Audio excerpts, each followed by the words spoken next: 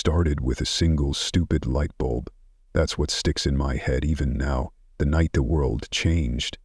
I remember standing in my kitchen, flicking the switch up and down, cursing because the bulb over the sink kept flickering, casting my reflection in the window in and out like a cheap horror movie effect.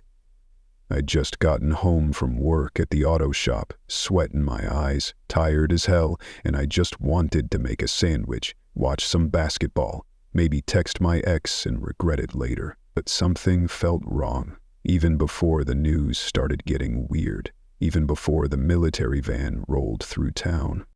I live in Evansville, Indiana, in a rented brick duplex that always smells like somebody else's cooking no matter how many candles I light. My cat Jerry met me at the door like usual, yowling for food and attention, but even he seemed on edge. He kept staring out the window at the street. I thought he'd seen a dog, or maybe that weird old neighbor who walks around barefoot, no matter the weather. But when I looked out, there was nothing, just the slow crawl of cars and a couple of kids on bikes, the way there always is in this part of town. Then, just as I started making that sandwich, I saw it.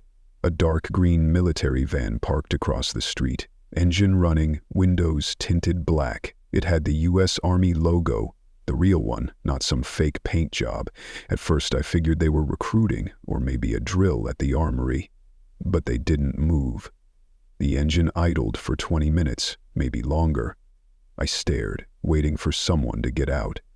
Nobody did. 2 houses down, Mrs. Kramer's lights flickered off, and I thought, maybe it's the grid. Maybe I should call Duke Energy. But I didn't. I stood there, holding a half-made ham and cheese, waiting for something that didn't have a name. When I finally turned away, I noticed it again. A cough. A deep, hacking cough, coming from the apartment above me. Mr. Porter is old, smokes a pack a day, coughs a lot anyway, but this time it sounded different, rougher, more desperate. I was about to grab my phone and text my buddy Mike about it when I realized I had 0 bars. Not just no Wi-Fi, no signal at all. I checked the router. Still on. I unplugged and replugged.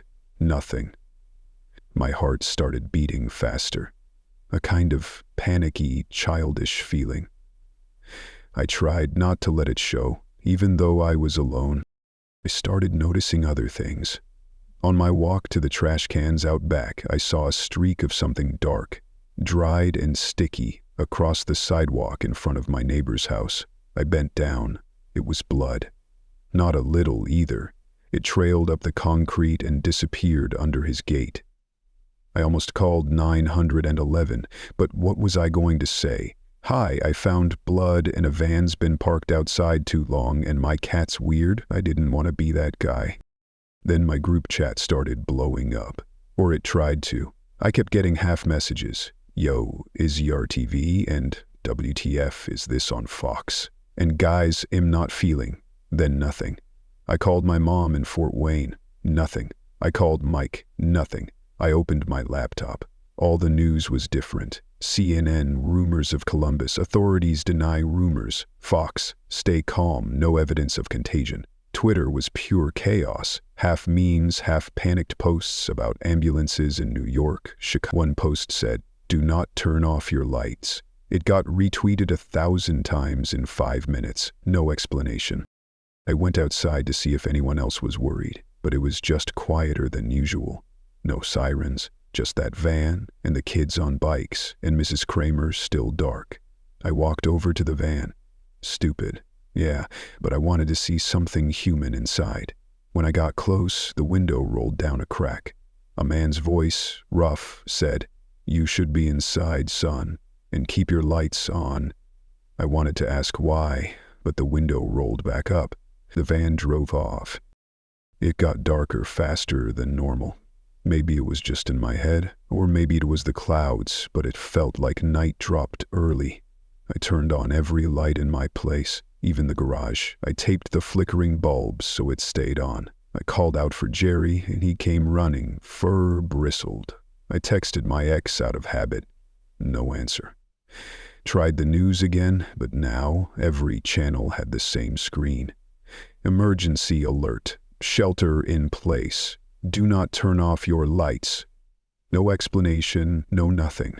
I laughed, but it sounded fake.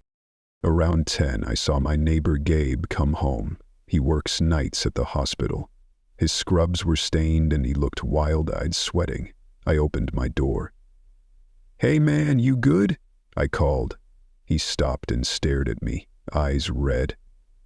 "Don't turn them off," he said, nodding at my lights. Then he just kept going up the stairs. I couldn't stop checking the window. I couldn't sit still. The air felt thick, electric. Jerry hid under the couch and refused to come out. I saw Mrs. Kramer's silhouette moving, slow and shuffling behind her window. My phone buzzed. Finally, a message. From Mike. Just 3 words. "Dude, don't sleep." That was the moment I realized this wasn't the usual kind of disaster. I started moving furniture, pushing the couch against the door, grabbing the baseball bat from the closet, loading a kitchen knife in my pocket. I filled the bathtub with water. I double-checked the lights in every room. I called out to Jerry, and he meowed, eyes shining wide. When I opened the fridge to grab a soda, I caught my reflection in the plastic door. Pale, eyes too wide, sweat dripping down my neck. I looked like someone waiting for a bomb to drop.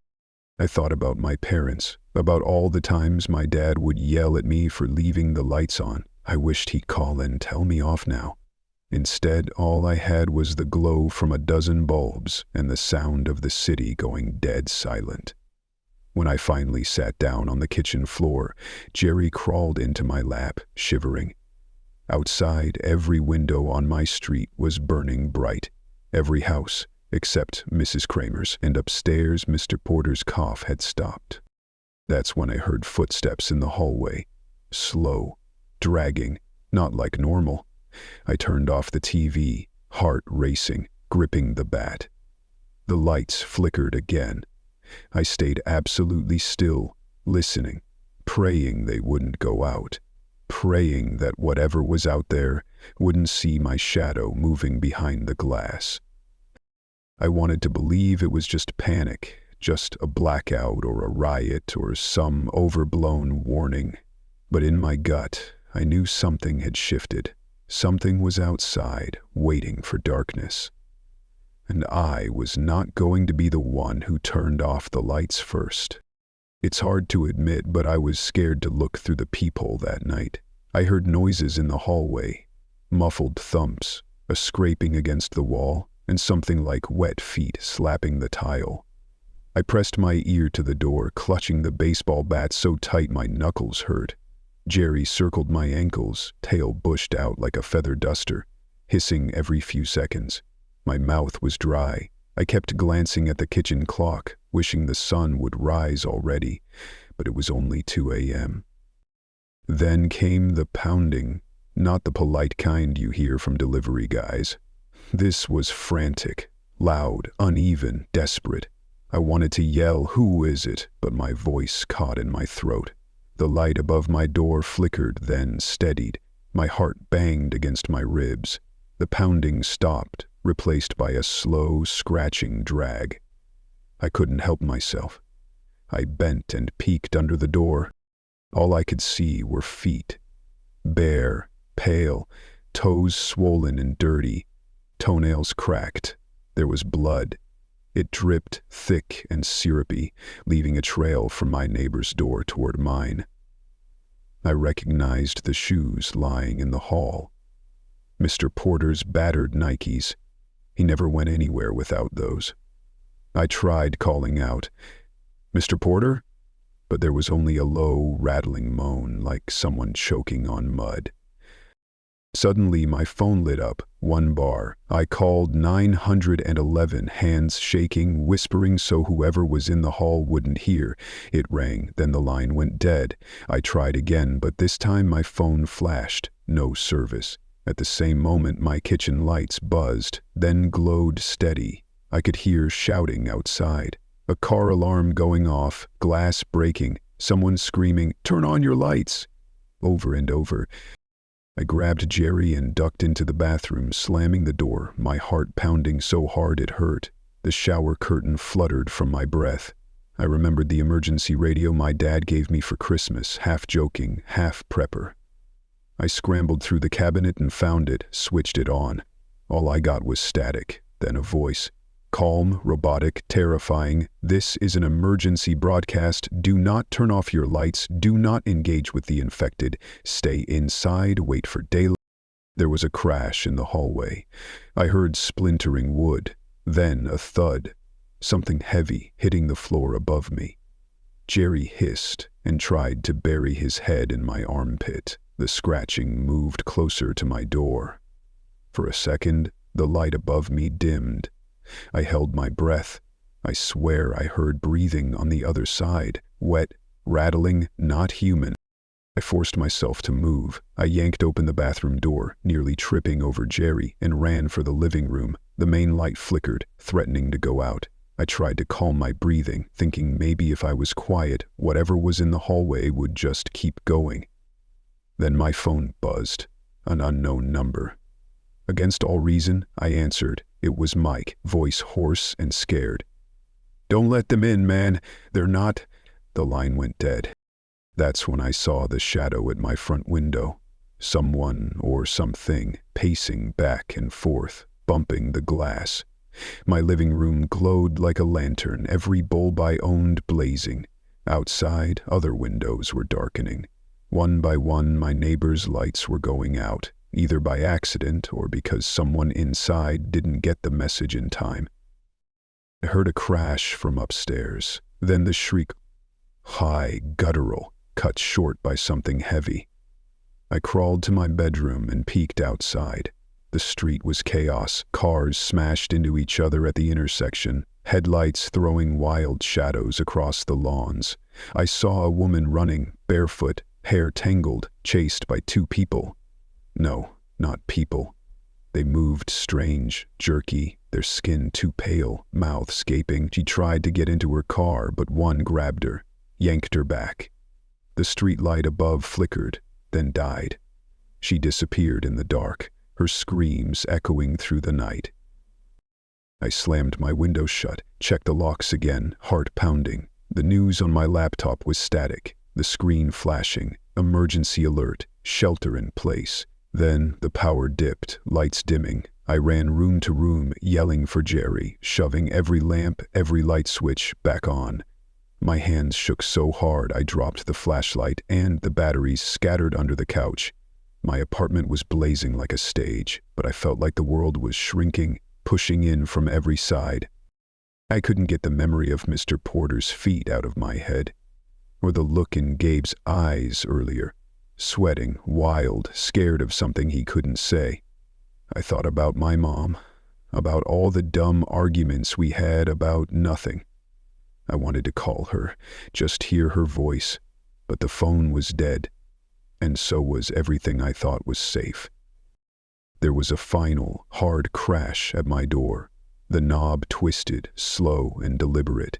Jerry howled, his back arched, eyes reflecting the light like something possessed. I raised the bat, bracing for whatever was on the other side, praying the lights would hold. The pounding stopped. Silence. Then, faintly, a scratching, like fingernails on wood moving away. I wanted to believe the morning would come, and with it answers. But as the lights flickered, and the screams echoed, and the darkness pressed up against the glass, I knew nobody was ready for this. Not me, not my neighbors, not the world. And I understood, bone deep, why the message kept repeating. Do not turn off your lights. It's almost funny what you'll do when you're out of choices. I used to be the guy who locked his doors but left the windows open in the summer, who yelled at the TV when the hero did something stupid in a horror movie. That night, by 3 a.m, I'd become someone I wouldn't recognize in a mirror.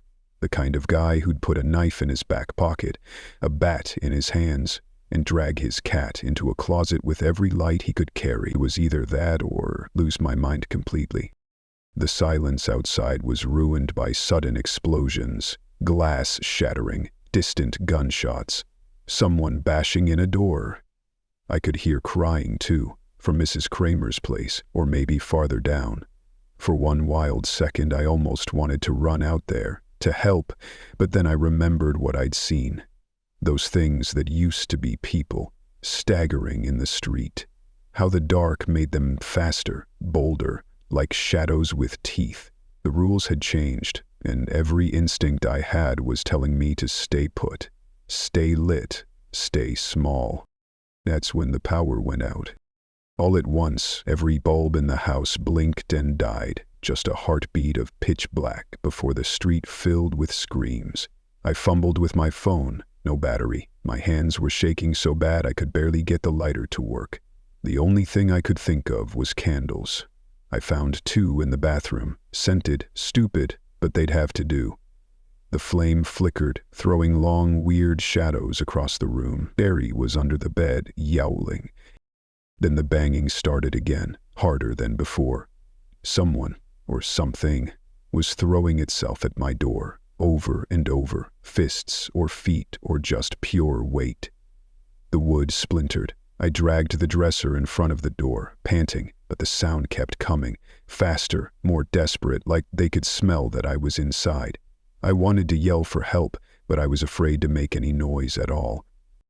I made a decision right then.